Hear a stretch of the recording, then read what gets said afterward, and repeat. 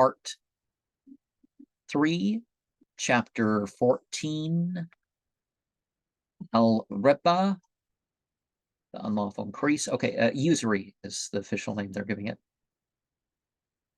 Yamhaqullahu riba wa yurbi sadaqate wallahu la yuhibbu kulla kafarin atim innaladhina amanu wa amilu salahate wa aqamu salata wa atu zakata lahum ajruhum inda rabbihim wala khawfun alayhim wallahum yahsanun ya ayyuhalladhina amanu taqullaha wa dhuru ma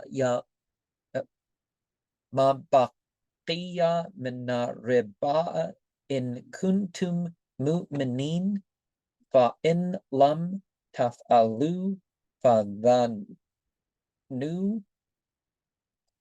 biharbin minallahi wa rasulihi wa in tubtum falakum rusu amwalikum la tazlimuna wa la tuzlamun wa in kana dhu usratin fanaziratun ila maisratin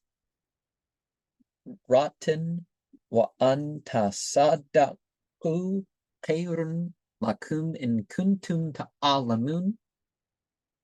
The unlawful increase is more extensively mentioned as something forbidden in Quran than any other thing, except, the false attribution to God of, limit, partners, being more than one, that sort of stuff. Surah 2, ayat 276 to 280, God shall blot out the gangs of usury. Well, any unlawful increase, not, because people say usury is excessive. It's like, well, who defines what excessive is, right? And shall make almsgiving profitable. God loves not the guilty disbeliever, guilty of usury, while of the unlawful increase, you let somebody borrow money and then you charge them on top of that when they pay it back. You don't do that. Those who believe, act righteously, celebrate the service, and pay the tithe will find the retribution with their Lord. They have nothing to fear, nor shall they be downcast. O ye believers, fear God, and if ye be staunch believers, forgo the usurious earnings which are still to be collected. If you will not do it, then know that you will be at war with God over this profit. But if you repent, your capital will still be yours. You shall wrong no one, nor shall you be wronged.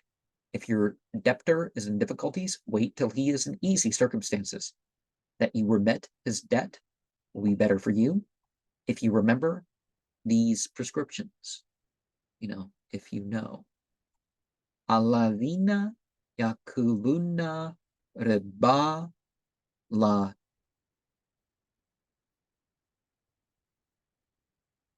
yaqaumuna ilak may qawumun alladhi yataqabbatuhu ashaitanu minal maseh dalika bi'annahum qalu innamal bay'u mithlu riba wa ahallallahu bayya wa harama riba faman ja'ahu mau'izatun min rabbihi fantaha falahu ma salafa wa amruhu ilallahi wa man ada fa ulaika ashabu nari hum fiha khalidun.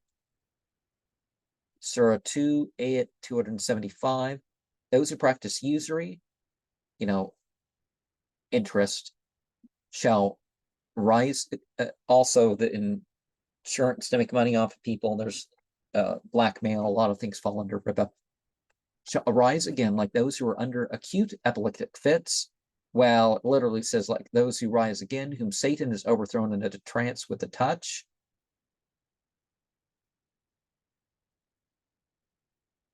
Because they pretend that selling is akin to usury, but God has made selling lawful and usury unlawful. He who shall receive this warning from his Lord and shall hearken to it, literally, he desists, is able to keep his former gains. Literally, what has gone before is his, but God will judge his case. Those who persist shall return. They shall be consigned to hell and dwell therein forever and ever.